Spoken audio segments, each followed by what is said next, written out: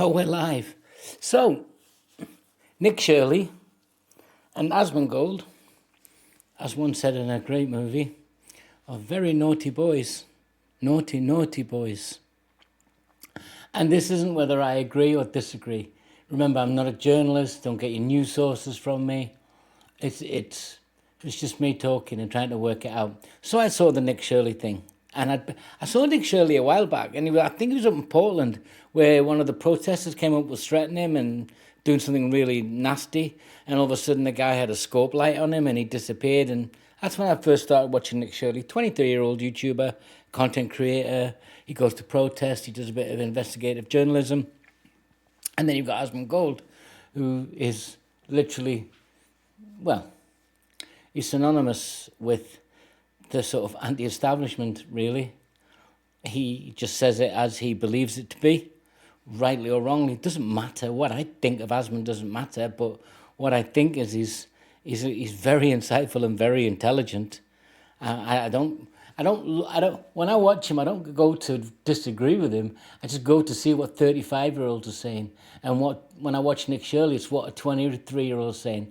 From my generation, looking down, saying, "Well, okay, it's not that I'm some great influential figure that gets to worry about my legacy. I want to know what's good when I'm gone in the next 20 years. What are the voices that are persuading people now that are going to be more influential than mine, and rightly so, because there's a synchronicity between someone who's 35 and 25 as opposed to 60 and 25. And they're very naughty boys because Nick Shirley went out and did a video. Now, the fraud isn't what was raised for me. It was he asked the question and the response, it's not as brutal. It's not as effectful as it used to be. And Asman was saying if it wasn't for Twitter and Elon Musk, and he even said, forget what some of the things Elon's said and done, because he's a flawed character in essence, as we all are.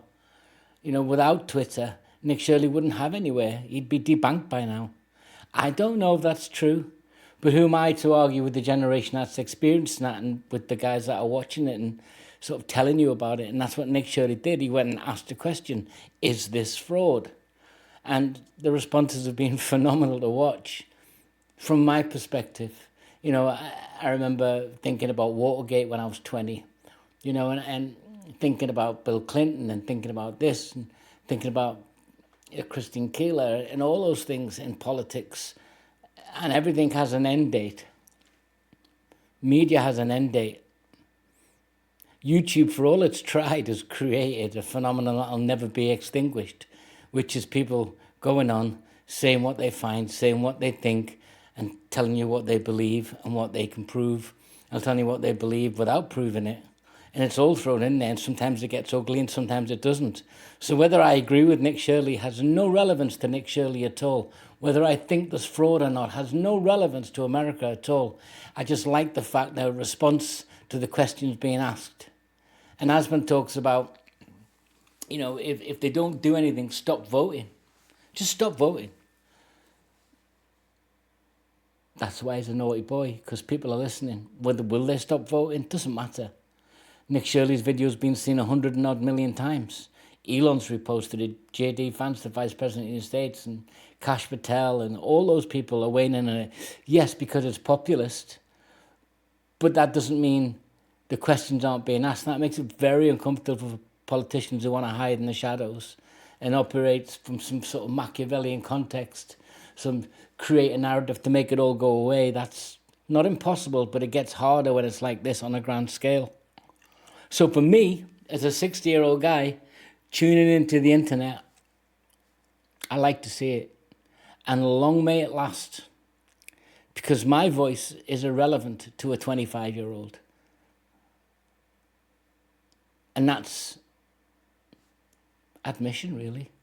I mean, I might have a conversation with a 25-year-old. He might pick my brains and say, well, how did you start your first business? What kept it going for 20 years? What happened when this happened? That's fine. I can share that. I don't do that on here. But when you get people like Asman and Nick Shirley, and not so much Valuetainment or all those guys, those are established almost media, mainstream media themselves, in effect. They're the mainstream media of the internet.